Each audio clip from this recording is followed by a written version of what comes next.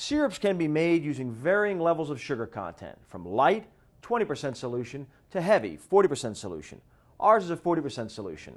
Take 2 3/4 cups sugar. What you're going to do is dissolve it into 4 cups of lukewarm water.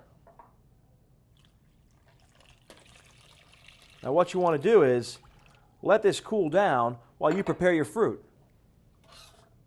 We put about a half cup of prepared syrup in our containers.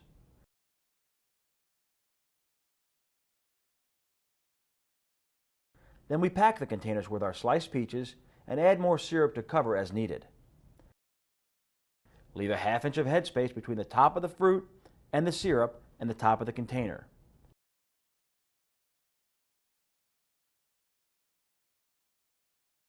We have to make sure that all the fruit is below the level of the syrup. And we also have to work out any air bubbles. This can be done with a spoon, moving pieces around, and then adding more syrup if necessary to cover all the fruit. Adding a crumpled piece of freezer paper or plastic wrap to force down the fruit into the liquid is recommended.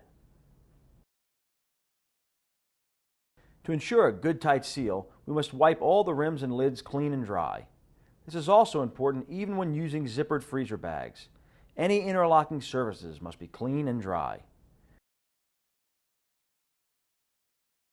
Cover tightly and freeze immediately. And don't forget to mark the packages with the date, contents, and use by date.